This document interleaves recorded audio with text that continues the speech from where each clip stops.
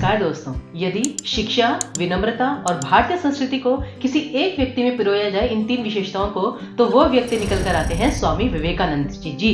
बिल्कुल, आज 12 जनवरी है फ्रेंड्स, और 12 जनवरी को प्रत्येक वर्ष राष्ट्रीय युवा दिवस के रूप में मनाया जाता है, क्योंकि ये फ्रेंड्स जो स्वामी विवेकानंद हैं, ये जितने भी भारत के युवा हैं, पूरे विश्व भर के युवा हैं, ये उनके लिए एक प्रतीक हैं, एक संदेश है कि किस प्रकार एक जो युवा है वो देश की संस्कृति को, देश की शिक्षा को आगे लेकर जा सकता है, देश को विकास के पथ पर और एक सही मार्ग पर लेकर जा सकता है। क्योंकि फ्रेंड्स, केवल विकास ही महत्वपूर्ण नहीं होता। एक होता है ना, विकास हम केवल अर्थव्यवस्था के रूप में देखते हैं, लेकिन जो विकास होता है वो मानसिक रूप से, आत्मिक रूप से विकास भी बहुत आवश्यक होता है कि हम सही व्यक्ति बने। और जैसे कि जो स्वामी विवेकानंद हैं, उनकी जयंती होती है 12 जनवरी 1863, जो आपको पता होना चाहिए। और साथ ही साथ इनका जो सबसे महत्वपूर्ण संदेश था वो क्या था फ्रेंड्स? आत्मबोध, साधना और सेवा, जो कि मुझे लगता है कि धीरे धीरे हम इतने व्यस्त जीवन में भूलते जा रहे हैं। सबसे पहली चीज आत्मबोध, कि दुनिया को जानने से पहले स्वयं को जानिए, लेकिन अगर आपने स्वयं को ही नहीं जाना तो फिर बाकी शिक्षा का क्या फायदा।